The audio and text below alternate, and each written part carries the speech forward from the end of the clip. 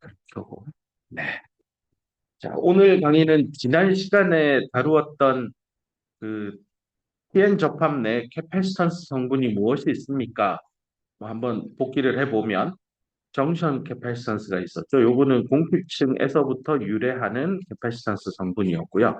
공피층 내부에 이온화된 도펀트들이 있기 때문에 플러스 마이너스 전하가 있고 외부에서 가해지는 포워드 리버스 바이어스의 크기에 따라서 공피층의 폭이 바뀌니까 그에 따라 자연스럽게 정션의 캐팔산스가 또 변화된다라고 얘기했습니다.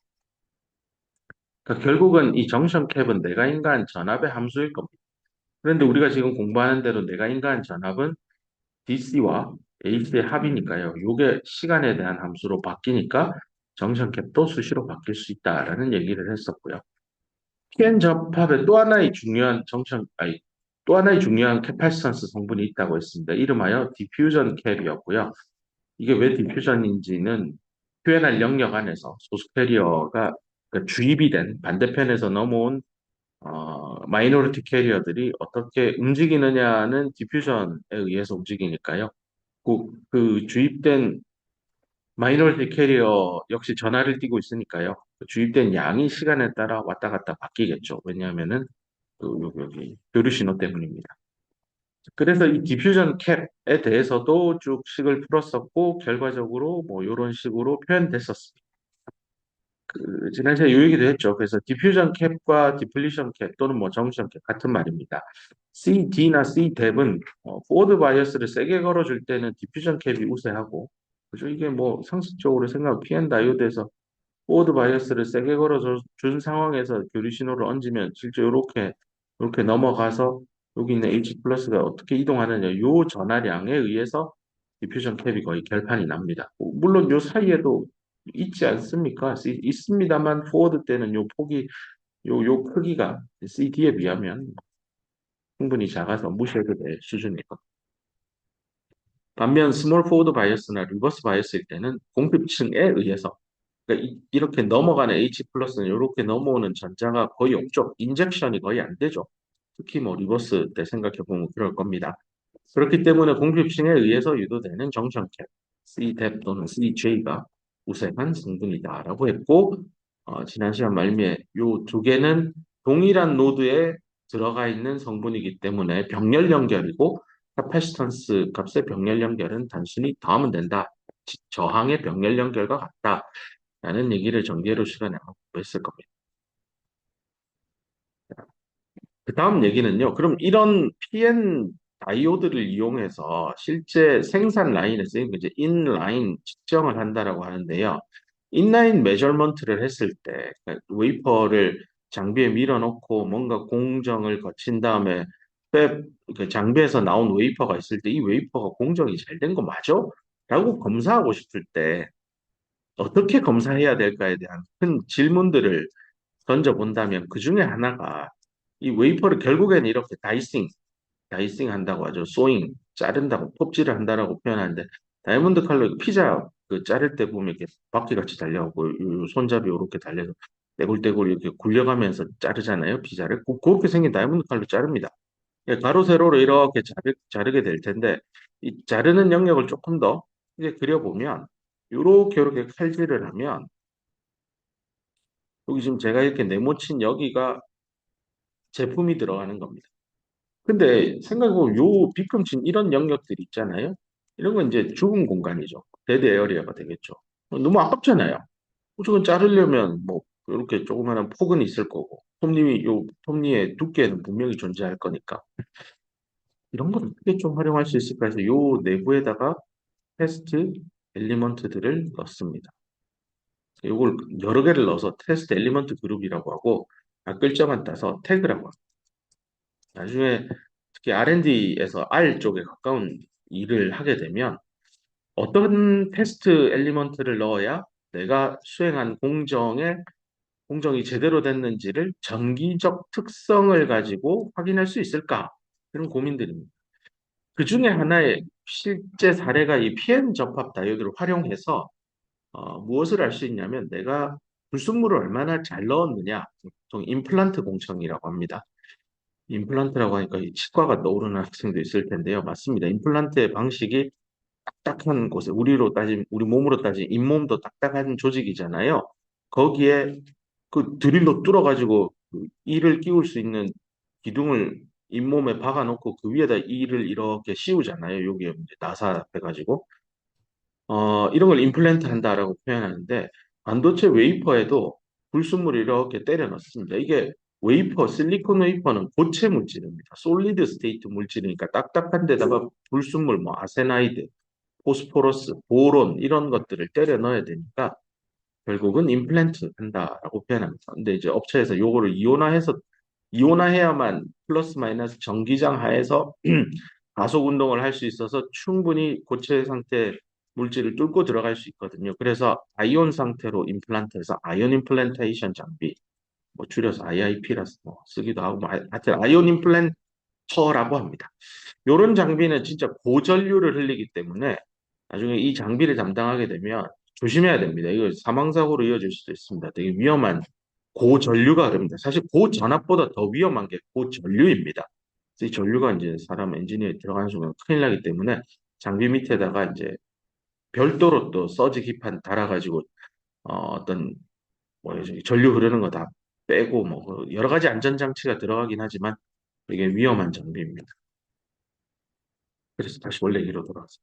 요런 데다 뭘 넣을까? PM 다이오드 하나 넣어봅시다라는 겁니다. 태그 그룹에 PM 다이오드를 넣으면 되는데 우리가 그 PM 다이오드를 CV 캐파시턴스 볼티지 특성을 한번 측정을 해보자라고 할 때 리버스 바이어스를 갈 겁니다.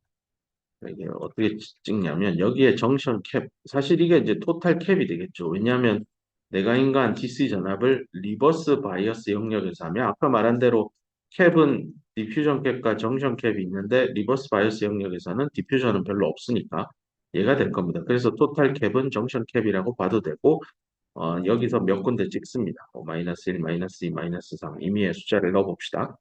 그러면 데이터가 이렇게 찍혀 나올 겁니다. 페이선스 값이 나와서 이 점을 찍으면 데이터가 쭉 나옵니다. 요거를 트렌드 라인을 쭉 그릴 겁니다. 이 데이터를 뽑아서 어떤 걸 알 수 있느냐? 바로 P형, N형 쪽의 도핑의 양을 추정해냅니다. 전기적 특성 값을 이용해서 도핑의 양을 읽어낸다는 뜻인데요. 어떻게 합니까? 위에 여기 답이 나와 있습니다. 그러니까 앞서 유도한 정션 캡의 수식을 떠올려 보면 입실론 실리콘의 W분의 단면적이었죠. 요걸 양쪽을 제곱을 할 겁니다. 그리고 역수를 취한 게 요 위에 있는 식입니다. 그런 다음에 요 공tip층 폭 구하는 식은 우리 PN 다이오드 DC 특성 공부할 때 뭐 루트 씌우고 E 입실론 S 나누기 Q하고 도핑 연하게 된 거에다가 VBI 빼기 VA라는 식이 있습니다. 걔를 제곱해서 때려 넣은 겁니다. 그 모양 여기 보이죠? 일부 볼 겁니다. 입실론도 나오고 뭐 나오고 요 밑에 있는 거랑 요거 루트 씌운 거 벗긴 다음에 하나하나 약분돼서 분모에 하나 남아 있습니다. 대입해 보면 여기 있는 요 식이 나오는 걸 확인할 수 있을 겁니다. 자, 이렇게 식을 쓰고 나면 여기 있는 y축의 값을 측정은 C 값을 했지만 그게 CJ라고 추정하고 그거의 제곱을 취한 다음에 분의 1로 나누어서 y축의 값으로 대입할 겁니다. 그렇게 해서 1 over C 스퀘어랑 VA를 놓고 데이터를 찍을 겁니다. 그러면 여기 있는 요 수식의 요게 y축이 될 거고요. 그럼 내가 인간자는 이 녀석이 x값이 됩니다. 그럼 지금부터는 수학입니다. y는 2 VBI 빼기 X 나누기 A 제곱 Q 입실론 SN입니다. 여기서 이 트렌드 라인을 찍은 다음에 슬롭을 계산을 하면 뭐 이런 거는 인라인 메저먼트 하는 기계에서 다 코딩 작업이 되어 있어서 자동으로 이 기울기 값이 얼마인지 쭉쭉쭉 해서 엑셀 데이터로 다 뽑아져 나올 겁니다. 데이터 양이 워낙 방대해서요. 여러분 뭐 널리 보고서 쓸 때 쓰는 엑셀보다 더 훌륭한 점프라고 하는 스프레드시트 응용 프로그램을 씁니다. 이것도 나중에 회사에 입사하면 교육 프로그램이 있을 겁니다. 배워두세요. 이건 진짜 훌륭한 프로그램인 것 같습니다. 엑셀은 데이터가 이게 대기업으로 6만 4천 개가 뭐밖에 안 되는 이거는 그 데이터 양이 이거에 몇 배 들어 훨씬 많이 들어갑니다. 그 대규모의 데이터를 처리하는 데 도움이 되고요. 실제 회사 공장에서 월간 장비에서부터 찍혀 나오는 데이터 양이 15 페타바이트입니다. 이 테라바이트, 기가바이트 이걸 뛰어넘은 페타입니다. 페타. 이 다 1000배씩 차이 나죠? 이렇게 많은 데이터를 나중에 여러분이 회사에 들어가서 사내 여러 가지 인라인에서 생산 라인에서 나오는 데이터를 긁어가지고 얼마든지 그래프 그리면서 이 생산 라인에 현재 불량 이슈가 왜 생기는지 분석할 때 이런 점프 프로그램 잘 쓸 수 있으면 업무하는데 훨씬 효율이 됩니다. 이런 거 뭐 자동화 프로그램 넣어가지고요. 라디오 버튼 같은 거 버튼 클릭 딱 하면 나오는 엑셀에도 요거 만들 수 있습니다. 한번 방학 때 시간 되면 엑셀에 그 VBA, 비주얼 베이직 애플리케이션 요거 기능 넣어서 엑셀 쓰는 학생 있으면 뭐 그래프 그려주고 뭐 할 때 데이터만 딱 바꿔 끼면 알아서 버튼 클릭 딱 하면 그 노트북에서 예전에 내가 대학원생 때 그 캐시 메모리, SRAM 뭐 읽기 쓰기를 추출하는 프로그램 만들어서 버튼으로 눌러뒀더니 가끔 1시간씩 걸립니다. 측정 데이터 나오고. 노트북에서 돌아가서 1시간인데 아마 서버에 넣었으면 한 10초면 돌아갈 거. 10초는 조금 하고 10분이면 될 것 같은데요. 그러니까 이렇게 일을 하면 남들하고 같이 점심 먹을 때 나는 계속해서 일이 돌아가죠. 그리고 남들하고 밥 먹고 돌아와서 보고서 문서까지 자동으로 다 출력되게 만들어줍니다. 요즘은 뭐 생성형 AI가 이런 일을 해주기도 하지만 어쨌건 원래 데이터를 가공 분석할 때 엔지니어로서 이런 스프레드शी트 프로그램 잘 쓰면 되게 도움이 됩니다. 이건 번외의 얘기고요. 다시 돌아와서 이런 데이터를 찍었다고 합시다. 그러면 요 기울기가 나오는데 이 기울기가 시사하는 바가 뭐냐? 요 식을 보면 여기 x니까 마이너스 2하고 밑에 있는 이 녀석이 여기서 2는 상수고 A는 내가 만든 단면적이고 Q, 입실론 다 물리상수죠. 남는 게 N입니다. 이게 이제 PN 다이오드에서 연하게 도핑된 쪽의 도핑 농도를 N이라고 쓰기로 했죠. 그래서 일부러 P-뿔 N을 만들어서 요 N 타입이 잘 됐는지, 그럼 일부러 PN 플러스를 만들어서 여기 P가 도핑이 잘 됐는지를 두 개의 다이오드를 넣고 각각의 V 특성, 뭐 엄밀히 C 오버 스퀘어랑 V의 특성 곡선을 추출해서 도핑의 양을 추정할 수 있습니다. 다 자동화돼 있어서 그냥 데이터 찍으면 이런 내부의 과정은 엔지니어가 개발한 거고 실제 공정 모니터를 하는 생산 라인에서 모니터링 관리 감독하는 엔지니어 입장에서는 그 도핑 농도를 바로 읽고 어, 현재 오케이 합니다. 근데 이게 데이터 값이 갑자기 틀어지면 빨간불이 들어오면서 엔지니어에게 전화가 갑니다. 큰일 났습니다. 내려오세요. 하면 뛰어가면 됩니다. 요즘은 나 오피스에서 일 많이 합니다. 자동화가 돼 있어. 사람들이 웹을 지으면 굉장히 그 고용이 많이 생길 거라고 생각하는데 웹 안에는 별로 사람 없습니다. 웹 밖에 사람이 많아지는 거고 이제 뭐 IT 인프라가 좋아져서 웹 밖이라는 의미는 꼭 회사가 아닐 수도 있다는 의미입니다. 세상이 그렇게 변해가는 것 같고 그다음 또 하나 요 데이터에서 읽을 수 있는 게 여기 X 절편입니다. X 인터셉 X 인터셉의 의미 이게 뭐냐면 여기 있는 요 수식을 돌아가 보면 요 Y가 0이 되는 거니까 요게 0이죠. 그러면 X는 VBI입니다. 요게 바로 빌트인 포텐셜의 값을 물리적인 특정을 통해서 읽어낸 겁니다. 근데 아까 그 얘기했죠. 기울기에서 연하게 도핑된 거 알고 여기 X 절편에서 빌트인 포텐셜을 알면 요 두 정보를 짬뽕하면 연하지 않은 진하게 도핑된 쪽의 도핑 농도도 계산해낼 수 있습니다. 그죠? 이렇게 해서 실제 P-뿔 N이 또 있고 PN을 만들어서도 여기에 데이터를 볼 수 있을 겁니다. 이렇게 AC 신호를 넣어서 PN 다이오드가 어떻게 대응할까에 대한 공부를 하고 있지만 그것을 활용해서 양산 현장의 도핑 농도를 실시간으로 볼 수 있는 기능도 있구나 라는 설명까지 했습니다. 나중에 이런 거를 이제 개발해내야 될 겁니다. 이걸 이용해서 또 뭘 써먹을 수 있을까? 그런 걸 내가 예전에 학생 시절 시험 문제 나왔더라고. 가르쳐 주지도 않는데. 그렇다고 빈 백지를 내면 공부 안 하고 논 친구나 공부 열심히 하는 나나 똑같잖아요. 이럴 순 없지 하고 70분 시험 시간 동안 머리를 쥐어짜내서 소설을 썼는데 좋다고 했습니다. 자, 그 다음에 여기는 이제 챕터 7의 요약입니다. 우리가 공부한 PN 다이오드의 이렇게 DC 전압을 걸어서 어떻게 되느냐는 챕터 6에서 열심히 공부했고 챕터 7에서는 이런 사인파 형태로 들어오는 교류 신호가 들어왔을 때 교류 전류가 어떻게 흐르는지까지 살폈습니다. 이때 핵심이 되는 회로 성분이 캐패시턴스 값, 요게 있었다라고 배웠고 두 개가 있죠. 그 다음에 저기 스몰 시그널 컨덕턴스 밸류 있었습니다. 요 마지막 장표에서 추가하고 싶은 건 요 시리즈장인데 사실 챕터 6 공부할 때 그 non ideal한 behavior 스터디 할 때 요 나왔죠. QNR 영역 자체가 가지고 있는 저항값도 있다.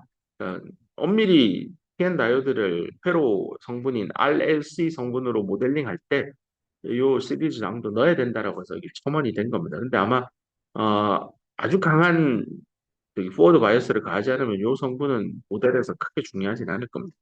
뒤에 있는 요 놈이 더 중요할 겁니다. 그래서 요렇게 다이오드라고 하는 놈을 저기 양단의 전압을 인가할 때 여기에 DC도 있고 AC도 있을 때 이 녀석의 등가 회로죠. 이퀴블런트한 서킷은 위에 보이는 저런 회로로 바꿀 수 있습니다. 이런 거를 만드는 거를 이제 컴팩 모델을 개발한다라고 합니다. 한국말로 굳이 번역하면 압축 모델이네요. 뭔가 이런 건 이제 난 리니어 서킷 엘리먼트예요. RLC 성분하고 달라요. RLC는요, 저항, 양단의 전압차와 흘러가는 전류 V와 I 사이의 함수 관계는 선형함수예요. 뭐 L과 C도 뭐 V 캐패시턴스의 정답은 V는 C불이죠. IC는 DVC, C불 이렇게 될 겁니다. 인덕터 양단의 전압값은 인덕터에 흐르는 전류 사이에 무슨 함수 관계일까요? 하면 V는 LI입니다. LI. LI 모르겠다고 기억하면 됩니다. LI잖아요. 그래서 V는 LI. 이런 게 한번 미분한 관계인데 이 역시 선형적인 관계입니다. 근데 이 다이오드는 비선형 회로 성분입니다. 그래서 얘를 어떻게 모델링을 할까 해서 사람들이 이렇게 위와 같이 만들었고 얘를 두 개의 노드 1번, 2번 노드 사이 이렇게 대체해서 대입한 다음에 전개로 시간에 배운 내용을 이용해서 회로 해석을 합니다. 그 회로 해석을 컴퓨터가 해주면 스파이스 프로그램을 쓴다라고 합니다. 그래서 이 스파이스 프로그램에는 어떤 회로 부품에 대한 컴팩 모델을 머금고 있는 도서관 역할을 하는 라이브러리 파일이 존재합니다. 그 라이브러리 파일을 읽어와서 안에 들어있는 RLC 성분이 어떤지를 이해하고 두 개의 회로 노드 사이에 들어가 있는 다이오드 같은 비선형 회로 성분을 RLC와 같은 성분 또는 뭐 꼭 RLC 아니더라도 뭘 대입해서 등가의 회로를 만들고 회로 해석을 하는 게 스파이스 툴입니다. 이 정도로 일단 이해를 하고 챕터 8로 넘어가도록 하겠습니다. 5분만 쉬었다가 11시 15분 되면 시작하겠습니다. 자, 지금부터 챕터 8에 대한 얘기, 어, 저기, 그, 트랜지언트 리스판스입니다. PN 접합 다이오드의 가독 응답 특성입니다. 이걸 한자어로 번역을 하면. 트랜지언트하다라는 뜻은 뭔가, 어, 뭐라고 할까요? 변화를 경험하는 리스판스, 응답이라는 단어가 뭐 이해되십니까? 그 응답 특성입니다. 이게 여기서 이런 단어가 등장하는 이유는요. PN 다이오드가 있는데 우리가 지금까지 공부한 거는 일정한 DC 전압을 주는 거죠. 이거는 시간에 따라 변치 않게 일정한 전기 에너지를 PN 다이오드 줬을 때 어떻게 DC 커런트가 흐르느냐의 얘기였고 그 다음 다룬 얘기는 이 DC에 실려서 가는 왜냐하면 이 AC 신호는 워낙 크기가 작기 때문에 DC에 실어서 보낼 거라고 했었고 그럼 이 VAC 신호에 의해서 여기에 추가로 IAC가 붙어서 흘러 들어갔고 이때 이 I와 V 이 다 교류 신호예요. 둘 사이의 비례 관계를 설명하기 위해서 등장한 컨셉이 캐패시탄스였습니다. 캡의 기본 개념이 I는 C dV dt입니다. 이렇게 생각하면 전압이 시간에 따라 바뀌며 흐르는 전류입니다. 이 V가 DC 전압이었으면 타임에 대해서 미분하면 0이니까 안 나오겠죠. 이런 캡 성분이 역할을 못한다는 의미입니다. 그래서 교류 신호니까 이게 성립이 되고 그래서 캡이 중요한 성분이었습니다. 지금은요. 챕터 8에서 다룰 얘기는 시간에 따라 변하는 개념이 아니라 여기 읽어보면 자, 어떤 PN 다이오드가 있는데 일단 포워드를 걸었습니다. 그 다음에 여기가 챕터 8의 시작입니다. 갑자기 끌 겁니다. 그 끄는 시간을 0초대라고 하자는 거. 무슨 일이 생길까요? 라는 질문입니다. 그 챕터 7에서 배운 거하고 좀 다른 얘기입니다. 끈다는 컨셉은 그냥 전원을 다 코드 뽑아버리겠다는 뜻입니다. 자, 그러면, 이거 p 나이드가 있는데, 여기 양단에 플러스 마이너스 전압인데, 얘를, 어, t 이퀄 0초 될 때 갑자기 0으로 보낸다. 이걸 이제 회로적으로 굳이 따져보면 스위치를 이렇게 달아가지고요. t 이퀄 0초 때 이렇게 열어버리겠다는 뜻입니다. 그러면 이 p 다이오드가 어떻게 반응할까? 저항이었으면요. 만약에 얘가 이렇게 저항이었으면 0초 때 전압 끊어버리면 0초인 순간에 바로 즉시 전류도 끊길 겁니다. 한번 상상을, 다이오드는 무슨 일이 일어날까를 상상해 봅시다. 여기 이제 전제 조건이 끄기 직전에, 그러니까 t가 0보다 작은 요 타임에는 포워드가 걸려 있었다라고 하니까 다이오드 하나에 포워드가 걸려 있으면 전자나 홀이 어떻게 충전되어 있지? 제가 충전이라는 표현을 썼는데요. 이게 갑자기 끄니까 끄기 전에는 뭔가 전화를 세워 넣는다는 컨셉에서 충전이라는 단어를 써볼게요. 그럼 여기 오른쪽 하단부에 있는 이 그림이 이해가 될 겁니다. 아, 보드 바이오스 걸면, 그렇지. 이쪽이 P고 이쪽이 N이면 홀이 넘어갔지. 그래서 홀이 여기 채워져 있죠. 그래서 요 프로파일 기억날 겁니다. 이게 P 서브 N X에 대한 함수였습니다. 그죠? 이거를 달리 표현하는 게 이제 델타 PN X였죠. 요 값에서 상수가 PN 낫 평형 상태일 때 N형 반도체 안에 평형일 때 N형 반도체 안에 홀 농도 다수 뭐 N형 반도체 도너의 양 N 서브 D만 알면 요거는 NI 스퀘어 나누기 ND였죠. 상수값입니다. 그래서 요거나 뭐 요거나 같은 모양일 겁니다. 그래서 그 모양을 그린 게 요렇게 된다라고 배웠습니다. 포워드 바이어스. 그 말은 요만큼의 B금 리버스는 일단 놔두세요. 요만큼 밑에 영역을 계산한다는 건 PN, P 서브 N, N형 반도체 안에 홀의 농도가 충전이 되어 있구나라고 본다면 내가 이거 스위치를 열어가지고 T 이퀄 0초 때 갑자기 포워드 바이스를 끊어버리면 PN 다이오드의 전류가 안 흐를까요? 라고 질문하면 이제 이런 머릿속에 잠깐만 여기가 공필층이고 홀이 이렇게 넘어가서 여기 홀이 이만큼 쌓여 있단 말이에요. 쌓여 있으니까 어떤 전하량이 양의 전하로 이렇게 0보다 크게 충전이 돼 있단 말이에요. 뭐 여기서 갑자기 전압을 팍 하고 끊더라도 얘가는 계속 흘러갈 거예요. 얘가 다 빠져나갈 때까지는 전류가 흘러요. 그 컨셉입니다. 그러니까 트랜지언트한 리스판스는 내가 끄더라도 p 다이오드에 바이오스를 다 없애버리더라도 내부에 충전되어 있는 남아있는 잔류되어 있는 전하 때문에 결국 전류는 일시적으로 더 흐른다라는 겁니다. 그런 흐름을 이해하는 게 트랜지언트 리스판스인데요. 얘를 더 재미있게 이제 하기 위해서 오프와 온을 왔다 갔다 하면 여기 안에 있는 전하가 어떻게 움직이냐? 그러면 뭔가 너무 빨리 껐다 켰다 하면 이게 내가 쉽게 빗대어 설명하는 게 그겁니다. 군대 남학생들 가면 이제 조교들이 자 앉으세요, 일어서세요 뭐 이렇게 얘기한 앉아 일어서 하죠. 말이 행동보다 빠르죠. 앉아 앉겠죠. 일어섭니다. 앉아 일어서 하면 앉아 일어서 벌떡벌떡 움직일 겁니다. 근데 그 말을 앉아 일어서 그 속도를 쫓아가는 훈련병은 없습니다. 뭐 내보고 서 있으란 말이에요. 앉으란 말이에요. 그리고 결국 욕먹죠. 내가 앉으라 했잖아. 왜 서 있어? 이러고. 그래서 공기를 바짝 들게 하죠. 이 다이오드도 마찬가지입니다. 야, 내가 너 오프하라 했잖아. 너 온하라 했잖아. 네, 알겠습니다 하고 여기 축적되어 있던 QNR 영역 안에 머금고 있는 전자나 홀들이 빠르게 오프 하면 빨리 나가야 돼요. 온 하면 빨리 채워져야 돼요. 근데 그러기 위해는 시간이 필요합니다. 그 컨셉을 지금 챕터 8에서 배울 겁니다. 챕터 6 공부할 때는 포워드 바이어스 1볼트 걸었어요 하면 P에 있던 홀이 N으로 넘어왔어요 하고 넘어올 때 얼마나 시간이 걸리는지에 대해서는 단 한 번도 언급한 적이 없습니다. 자, 많이 넘어왔죠? 그럼 이만큼 채워져 있을 겁니다. 하고 그린 그림이 여기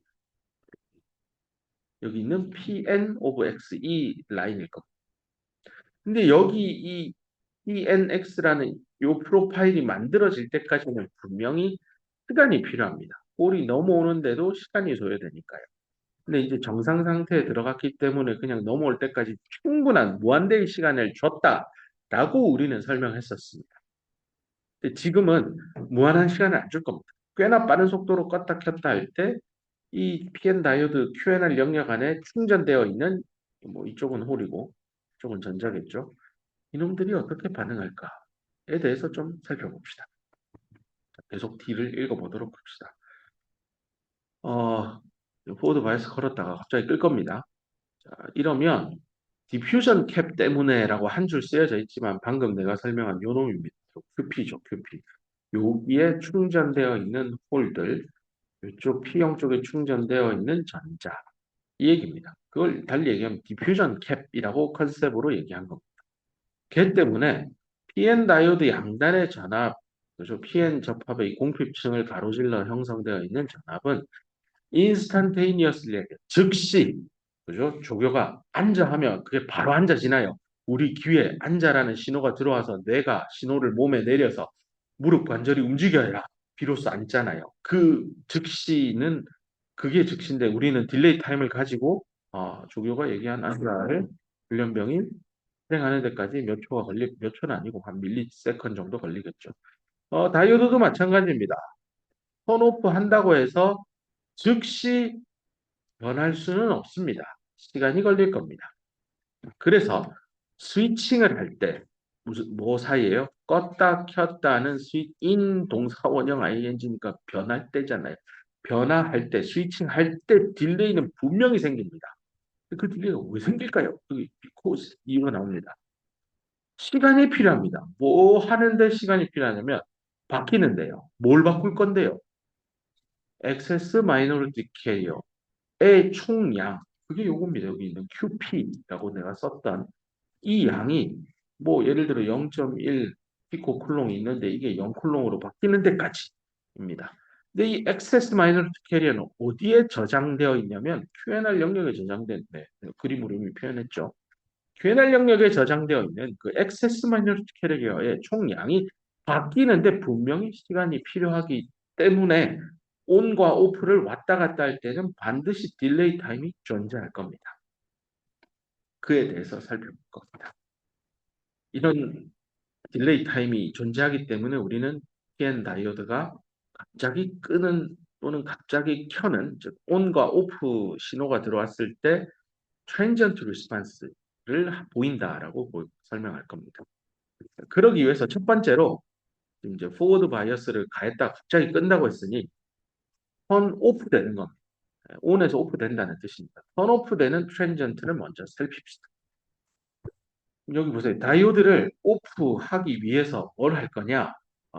완전히 다이오드 꺼지기 위해서는 액세스 마이너리티 캐리어인데 이게 QNR 영역에 축적 저장되어 있는 액세스 마이너리티 캐리어가 다 제거돼야 됩니다. 그래야 우리는 비로소 다이오드가 오프됐다라고 설명할 수 있을 겁니다. 실제 오프일 때 마이너리티 캐리어가 어떻게 분포합니까의 플랫이 여기 앞 슬라이드에 여기 나와 있죠. 리버스.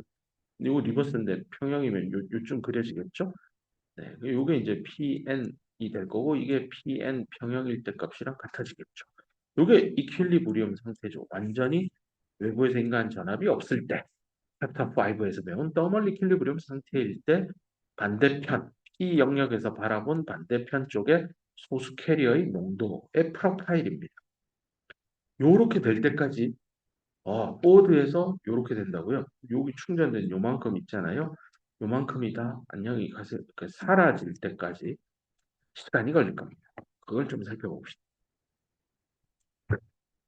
그럼 사라지는데 어떻게 사라지느냐? 이제 그 내용이 명확히 나옵니다. 뭐에 의해서 사라지느냐?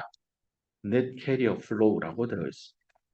넷 캐리어 플로우니까 순수하게 N형 반도체에 있는 홀이 다 사라지는 흐름이 생겨야만 없어지겠죠. 거기 머물고 있으니까 그 그림으로 돌아가고요. 그 그림으로 돌아가면 여기 머물고 있는 요 놈이 다 빠져나가야 됩니다. 나갈 때 흐름이 있어야 빠져나가겠죠? 그러지 않고 어떻게 빠져나갑니까? 안 흐르면 고여 있는 거고, 그거 못 빠져나간다는 의미이고요. 빠져나가야 되니까 QNR 영역에서 빠져나가는 유일한 통로는 이 뒤로 가는 놈도 있을 수는 있겠지만 여기 에너지 장벽이 있어서 못 갑니다. 넘어올 땐 잘 갔지만 거꾸로 못 갑니다. 갈 수 있는 방법은 QNR 영역 안에 저 N사이드 쪽의 끝을 향해서 디퓨전에 의해서 가면 됩니다. 이 디퓨전 될 때 시간이 걸리겠죠. 그래서 그 디퓨전 캐리어 플로우에 의해서 결국은 액세스 마이너스 캐리어는 다 제거될 겁니다. 그때 이제 어디에서 out of what QNR 영역에서부터 흘러나가는 이런 뜻입니다. 그때 이제 흘러나갈 텐데 실제 디퓨전 되어서 나갈 수도 있지만 그 QNR 영역 내부에서 다수 캐리어와 리컨비네이션 되어서도 일부 손실이 될 겁니다. 결국은 디퓨전, 리컨비네이션 이거에 의해서 축적되어 있는 포워드 바이어스 때 축적되어 있는 소수 캐리어가 다 사라질 때까지 기다려야 됩니다. 이걸 그럼 어떻게 측정할까라는 컨셉이 그 다음 질문인데요. 여기 나옵니다. 책에도 이 뜬금없이 회로가 나오는데 갑자기 이 챕터 8은 왜 회로가 나옵니까? 뒤에서 한 번 더 자세히 설명하겠지만 여기서 이제 가봅시다. 캐리어 흐름이 이제 그러면 요거죠. 넷 캐리어 흐름. 얘를 측정을 해야 되니까 뭔가를 측정하려면요. 이런 얘기를 해봅시다. 뭘로 할까요? 야구 경기가 우리 정기 고연전이 끝나고 축구장에서 이제 이번에 되게 아쉽게 졌지만 어쨌건 축구 경기장에 사람들이 막 바글바글 서 있다가 경기가 끝났어요. 그러면 게이트 문으로 여러 개의 게이트가 있는데 사람들이 막 빠져나갈 겁니다. 이때 빠져나가는 흐름을 그냥 밖으로 다 나가세요 하고 문이 없었으면 그냥 경기장 담 넘어서 이렇게 다 확산되어서 360도 방향으로 다 나가버리니까 야, 이게 지금 몇 명이 나간 거야. 이게 측정할 길이 없습니다.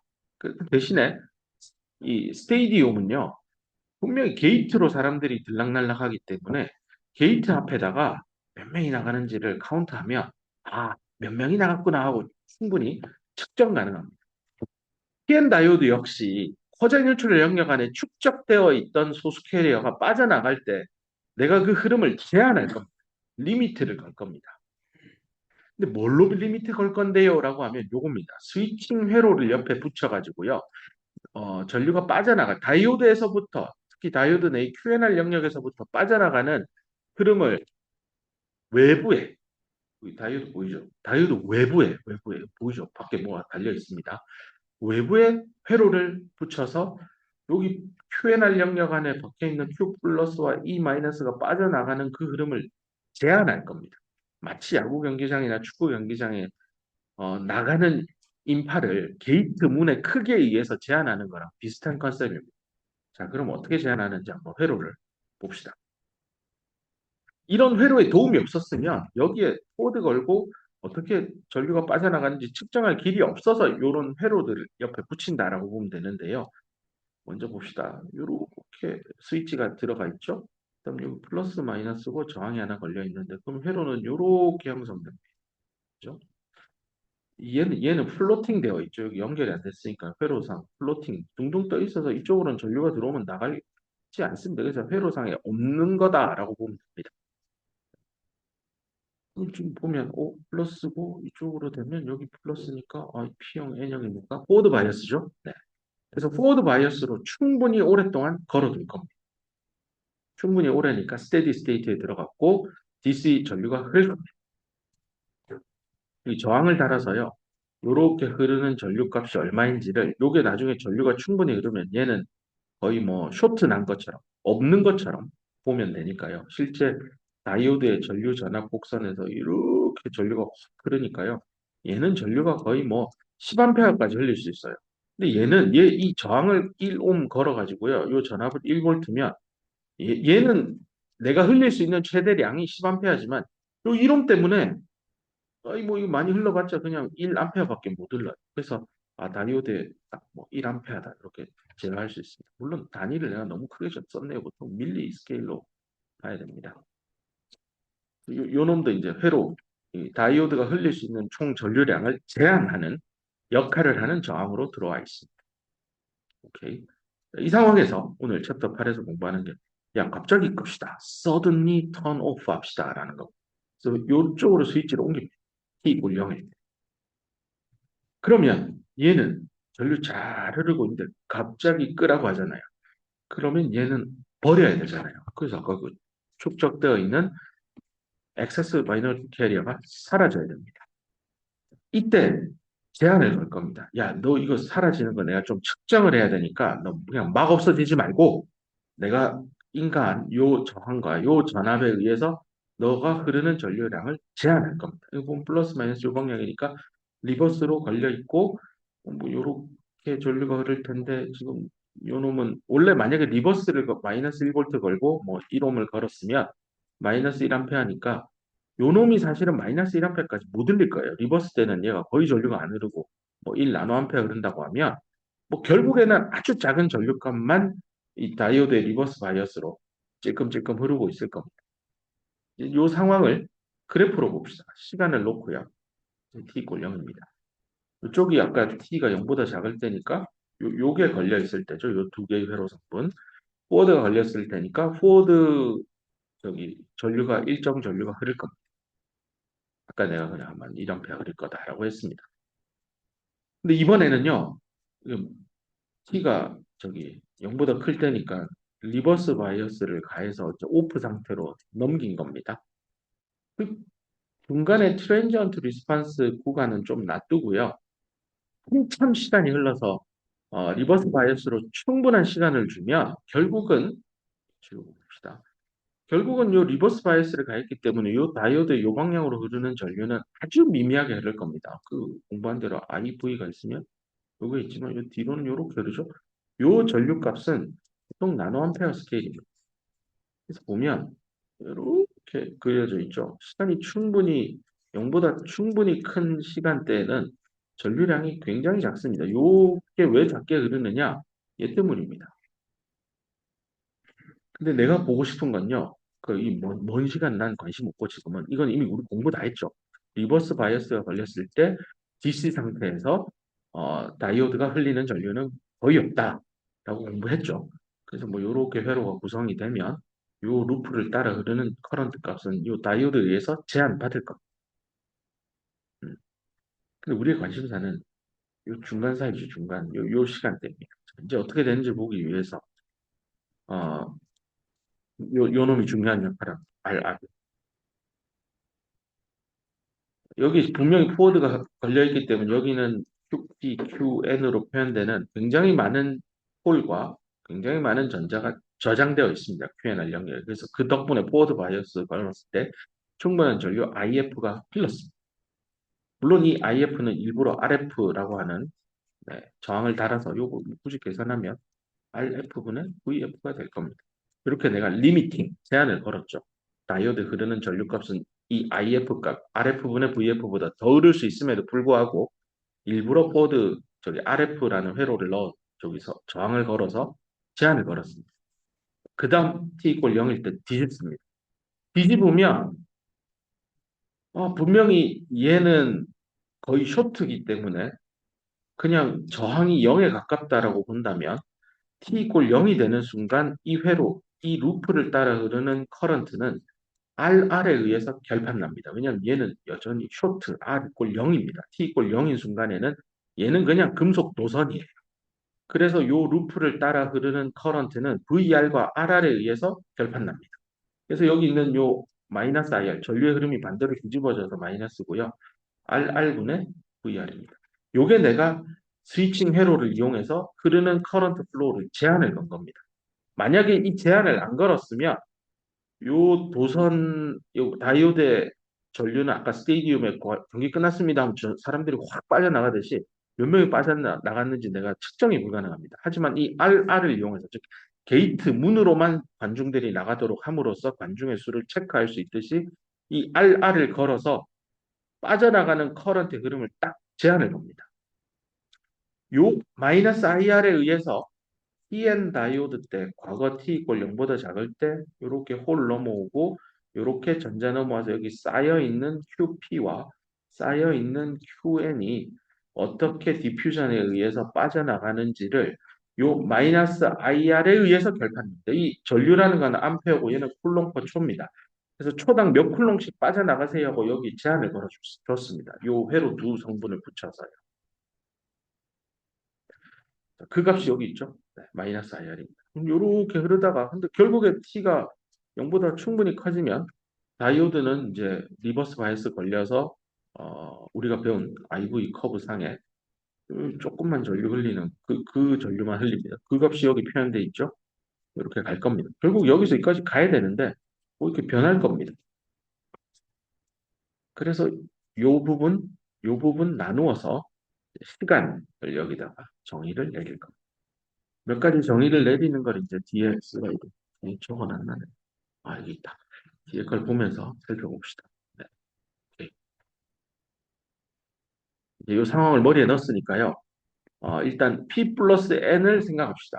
그럼 원사이디드 PN 접합이니까 N형 반도체 쪽에 소스케일인 홀에 충전된 전하량이 이 P형 반도체 쪽에 저장된 전자의 전하량 QM보다 월등히 클 겁니다. 이쪽이 진하니까 많이 넘어왔으니까. 그래서 이게 XN이니까 여기 이제 N형 반도체 쪽입니다.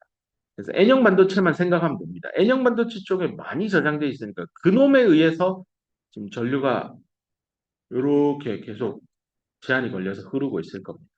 얘 때문입니다. 요 델타 PN 때문입니다. 요 다이오드의 경우에.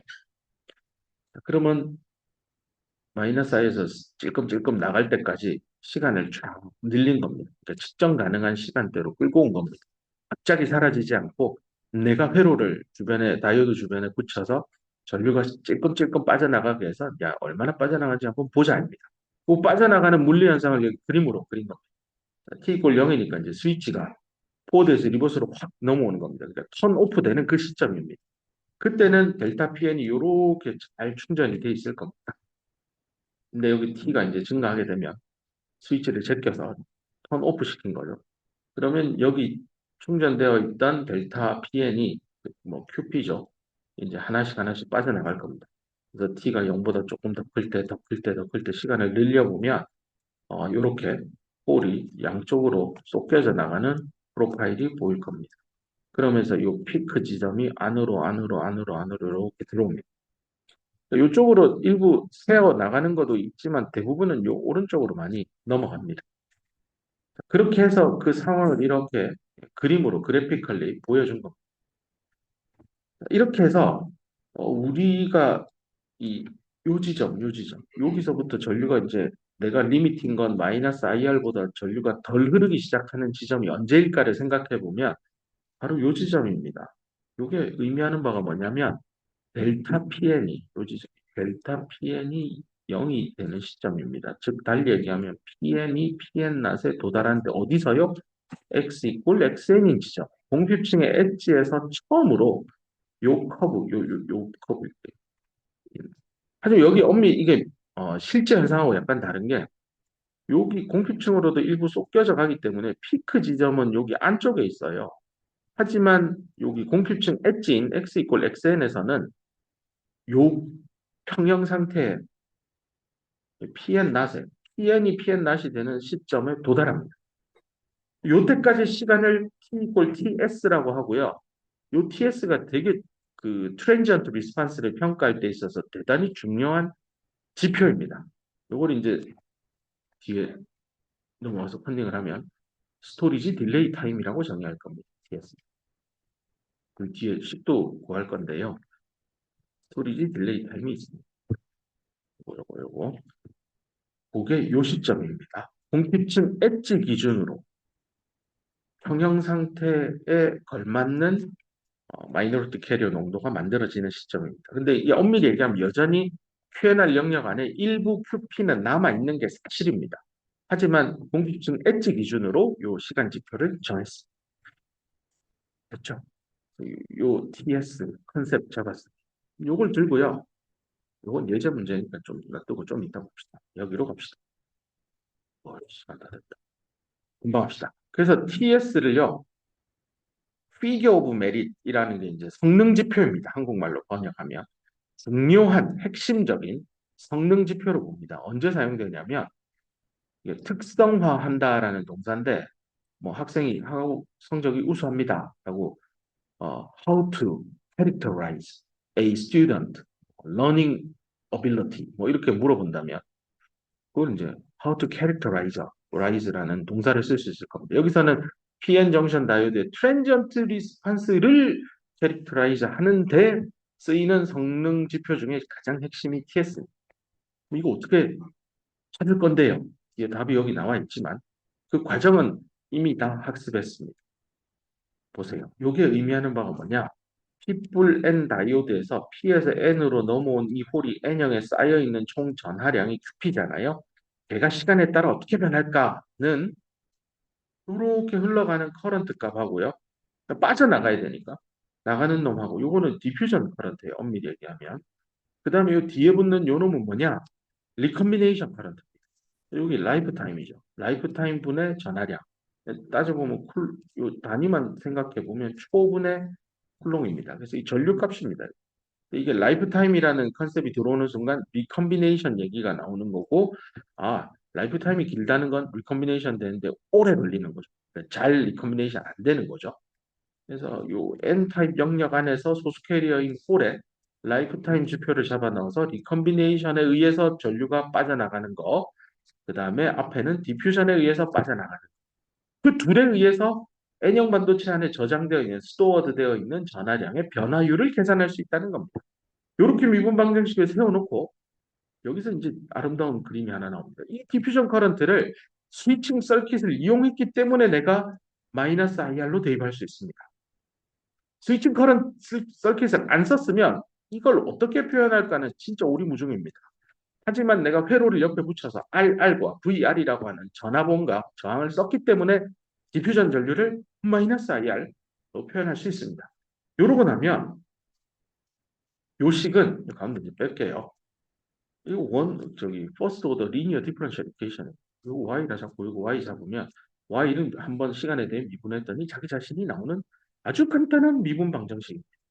미방을 풀려면 항상 필요한 게 바운더리 컨디션이죠.